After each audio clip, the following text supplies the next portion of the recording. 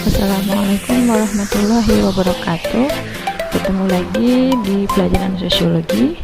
Pada kali ini kita akan mereview materi sosiologi bab perubahan sosial.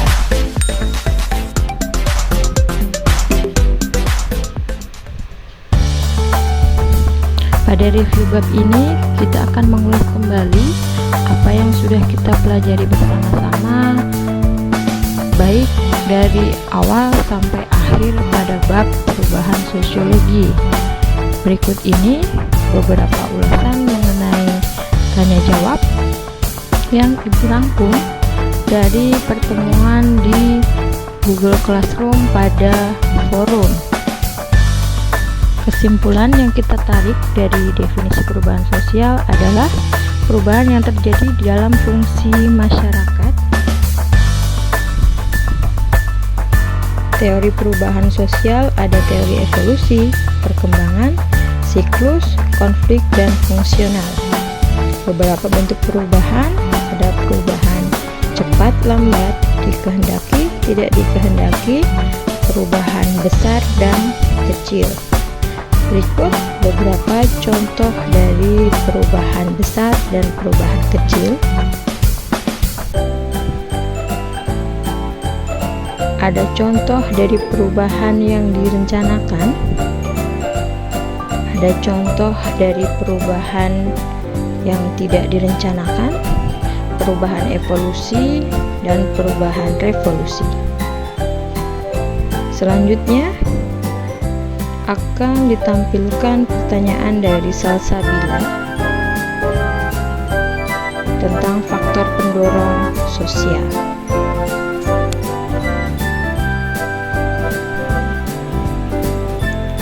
Berikutnya ada pertanyaan dari Aura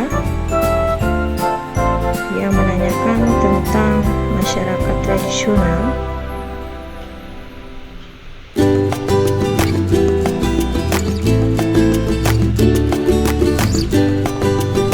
Lanjut, ada pertanyaan dari Meryl yang bertanya mengenai faktor internal perubahan sosial.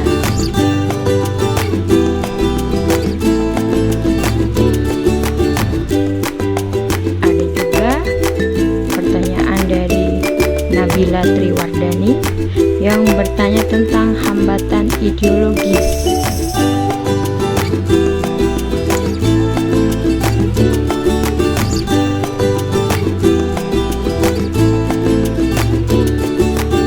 Ada juga pertanyaan dari Aurel yang bertanya mengenai asimilasi dalam perubahan sosial.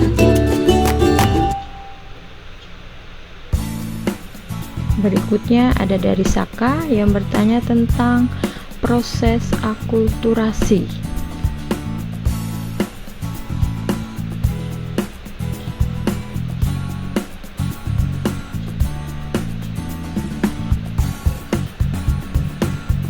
Selanjutnya ada pertanyaan dari Salsabila yang bertanya tentang waktu yang diperlukan dalam proses perubahan sosial.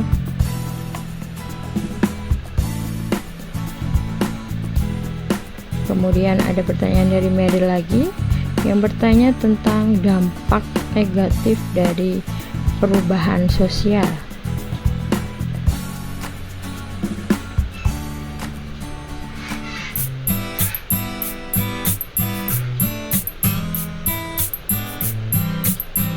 Selanjutnya ada pertanyaan dari Nabila Triwardani lagi yang bertanya tentang akomodasi.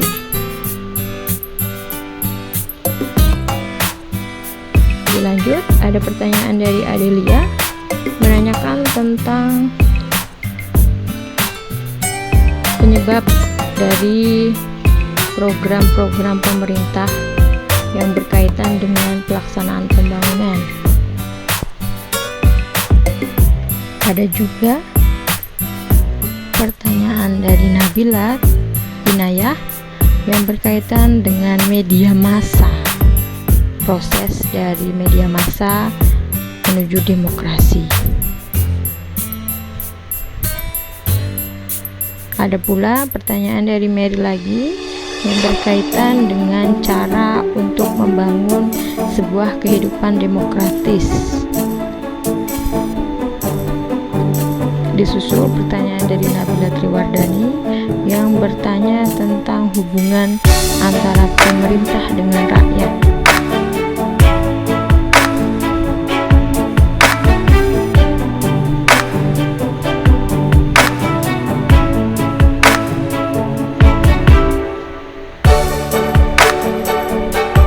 Ada lagi pertanyaan dari Salsabila yang berkaitan tentang arti pentingnya demokratis dalam kehidupan berkeluarga.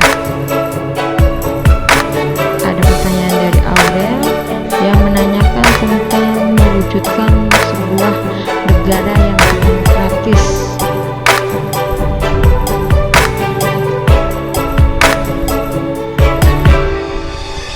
Selanjutnya ada dari Aura yang menanyakan tentang kehidupan demokratis.